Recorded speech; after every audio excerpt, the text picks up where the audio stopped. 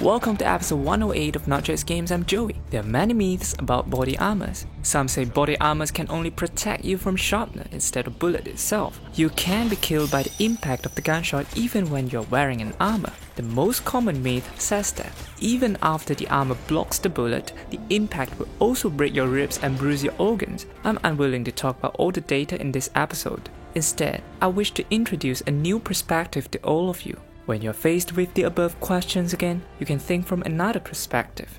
Then, many myths will be busted. First of all, I'll summarize the history of body armor. Body armor is also known as bulletproof vest. The Middle Age plate armors are the predecessors of body armors.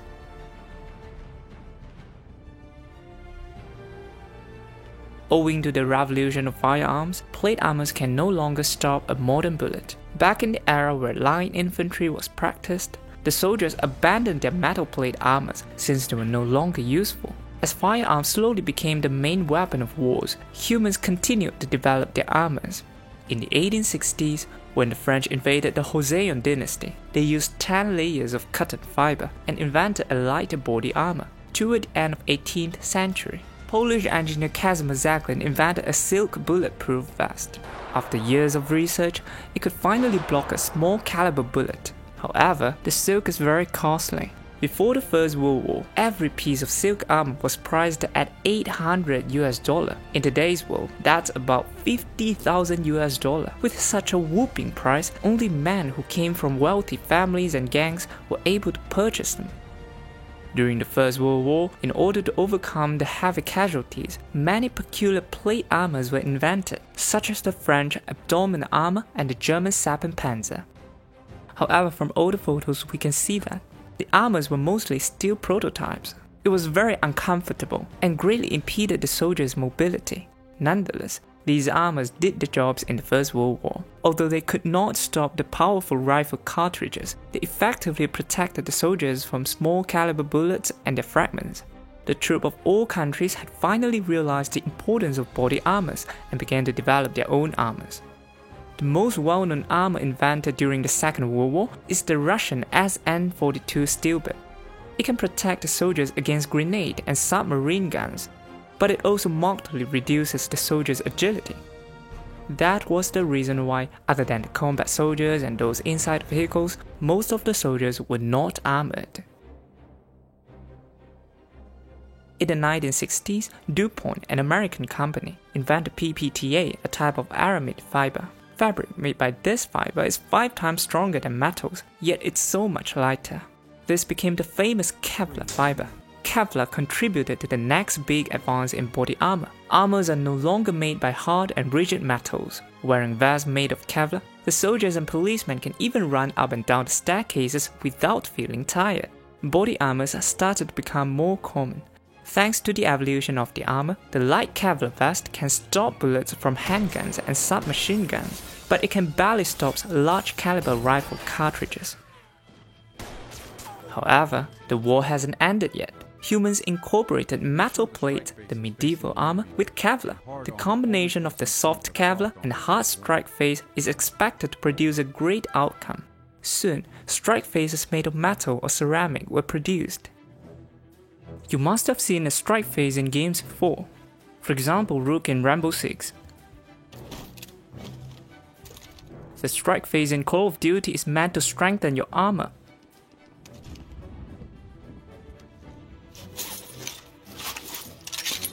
This man here was testing a China-made strike face. Initially, he didn't expect it to be good, as it was merely $100 including shipping fee. So this doesn't inspire a lot of confidence, but that's why we're here, to try it out. However, after testing it with some weapons, the strike face remains steady. There's a big chunk missing here, but I don't see a hole. And yes, on the other side, we have no penetration. Even after she finished the bullet, she did not break the strike face. The man who initially wanted to mock the product ended up praising it. Yeah, you can buy Chinese plates online. Some of you might get skeptical. Although the strike phase was not penetrated, the wearer will certainly not survive such an impact. In fact, there are cases where the wearer's organs were injured, although the vest had stopped the bullet, and that is called blunt force trauma. In 1969, an American soldier was shot by a rifle in his chest. Although the bullet was blocked by his vest, he was killed by the blunt force trauma caused by the bullet 45 minutes later. During the autopsy, they found a big bruise on his lung. Cases like this have certainly happened before, however it is very uncommon. As of now, this is actually the only reported case. Perhaps the soldier was suffering from some underlying diseases. Perhaps the technology was still immature in 1969. Nevertheless, Kevlar was only invented in the 1960s, and the strike phase was not commonly used back then. It's not fair to say that body armor would cause broken ribs and bruised organs just because of one case. For instance, some people died from water poisoning, but it's not right to say that water is poisonous, and we should all stop drinking water. 开始了啊！来，各位观众，我现在手上一个真正的防弹插板，就是刚才视频中所演示的。 重3.8千克，大家可以看一下，是非常的厚。这儿呢，我抓了一个跑道仔过来，这个跑道仔装备了一个 JPC 的轻量化防弹背心，来转圈给大家看一下。这个防弹背心前后可以各放置一个防弹插板，是彩虹6号中女武神的同款，也是目前海豹突击队的一种常用型号。虽然我现在没有办法给大家实弹测试，但是我给大家讲一下啊，防弹插板为什么叫防弹插板？是因为它是插在防弹衣里边的，只要子弹穿不透防弹插板。 防弹插板能将一个点的作用力，然后扩散到一个面的作用力。有点中学物理知识的观众都知道，当力的作用面积被扩大后，人体所受到的力就小了很多了。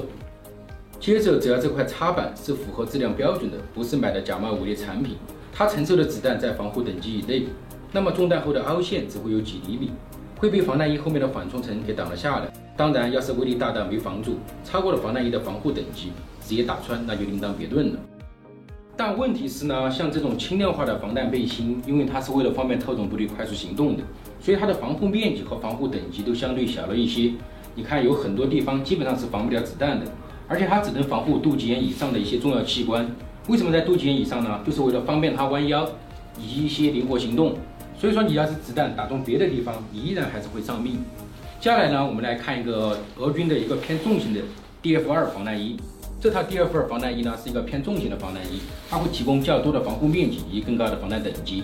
它本身呢是用的海弗拉纤维，然后这里呢也会加装一些防弹插板。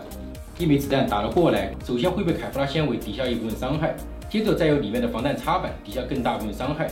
而且防弹衣内侧会有一定的缓冲层，再加上人体本来就有一定的弹性和抵抗力，足以抵挡一枚子弹给你造成的伤害，最多就是痛一下，造成一些淤青和淤血。 所以现在大家能看到，一般插板能给你挡住，基本不会出现什么断肋骨、震内脏的情况出现。实在不行，你不怕中午一次可以塞2块吗？啊，有时候还带2个哎，2个哪够啊？下次记得带3个。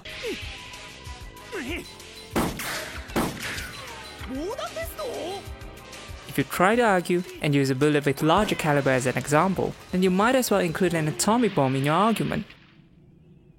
16ミリグレネードだ。防弾ベストも紙切れ同然だぜ。 Bulletproof vests come from different sizes and protection levels. Different vests are meant to protect you against bullets of different calibers. Even in PUBG, there are vests of different levels. The lighter the vest, the lesser the protection it provides. The heavier the vest, the more the protection it provides. However, it will certainly impede the soldier's mobility. For instance, the Russian armor vest has a gap between the two metal plates to make it easier for the soldiers to bend their backs. The wearer might be hurt if bullets land off this spot. Even heavy armor like the Russian 6B43 is not flawless and indestructible. Every armor has its own flaws. All players of Call of Duty know Juggernaut. In the game, he is almost fully armored. In reality, the Russian body armor is somewhat similar to that. This armor is incorporated with multiple strike phases and has a very high protection level. Yet, it's very heavy and will affect the soldier's agility. To prevent hypothermia, they had to introduce a cooling system for the vest. Even after that, the vest can't provide a perfect protection for the wearer. It's impossible to be as sturdy as Juggernaut, who can only be killed with unnumbered consecutive shots to reduce his HP. Next, I'll talk about the use of bulletproof vests. Some of you might think that a bulletproof vest is of course used to stop a bullet. I wonder if you have ever watched a real war footage. If you have, you'll notice that it's quite different from what happens in games. The soldiers are shooting, but the enemies are nowhere to be seen. Indeed, real wars are not as interesting as games. In fact, wars are boring. You can restart the game, but you can't restart your life. Therefore, the soldiers are usually very careful. They'll avoid confrontations whenever possible. Exchanges of fire are often carried out from a distance. Sometimes, no one is hurt even after hundreds of gunshots are fired. Despite their training, instincts and skills, luck plays a major role in their survival. You might be the best soldiers and the elite of the troop, but you can still be killed by a sharpnel that comes out of nowhere. You can't argue that while you are the only one hit, and your comrades are fine. You can only blame this on your luck. Body armors don't allow soldiers to confront their enemies recklessly. Instead, they're supposed to save you during your luckless times. There were many men who were saved by their bulletproof vests.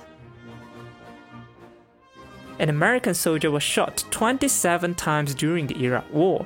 His vest was ruined, but he survived. Do you think he would survive 27 gunshots if he wasn't wearing a vest? Even if the gunshot is so powerful that it breaks your ribs, but you are able to stay alive, and the vest has certainly done its job. So, can bulletproof vests stop bullets? In my opinion, the most accurate answer is that it will stop the penetration if the vest is up to the quality standard, and the bullet hits right on the vest. Then the soldier will not be killed. If the bullet is beyond the protection level of the vest, it will penetrate the vest and kill the wearer. If the gunshot hits an area which is not covered by the vest, you will definitely be hurt. Nonetheless, nothing is certain. Accidents happen. The unlucky American soldier who died in 1969 serves as a good example. He died even after his armor blocked the bullet.